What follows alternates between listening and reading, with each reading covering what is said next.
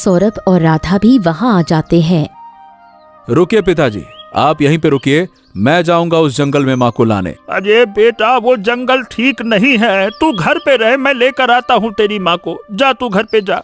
सरपंच जी और गांव के बाकी लोग बहुत मना करते हैं, लेकिन सौरभ किसी की भी नहीं सुनता और जंगल की ओर निकल जाता है।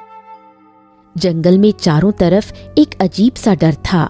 न किसी पक्षियों की चहचहाने की कोई आवाज आ रही थी और न ही कोई जानवर उस जंगल में दिखाई पड़ रहा था। ये क्या बड़ा ही विचित्र जंगल मालूम होता है। ये तो ना कोई शोर है, ना किसी पक्षी की कोई चहल पहल।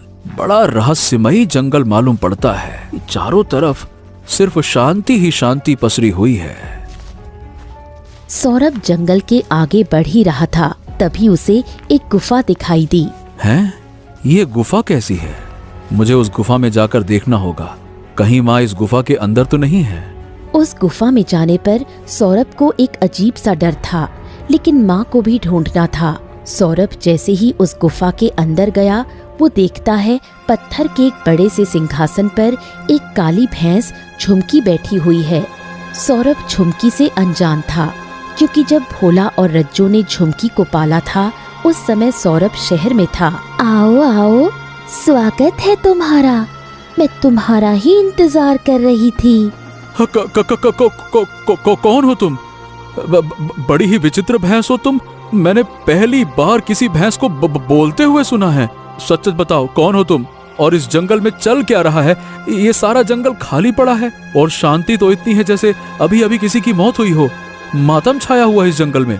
सही कहा तुमने, इस जंगल में अभी अभी किसी की मृत्यु ही हुई है और ये मातम उसी शोक का है। देखो, मैं तुमसे डरने वाला नहीं हूँ। क्या रहस्य है इस जंगल का और मेरी माँ कहाँ है, बताओ मुझे। मुझे अच्छे से पता है कि मेरी माँ इसी जंगल में आई हुई है। हाँ हाँ, तुम्हारी माँ इसी जंगल में आई हुई है और वो यही है, लेकिन तुम इतनी आसानी से अपनी माँ को नहीं देख पाओगे। पर क्यों? तुम ऐसा क्यों कर रही हो? मतलब आखिर तुम चाहती क्या हो? और भैंस होकर तुम बोल कैसे पा रही हो?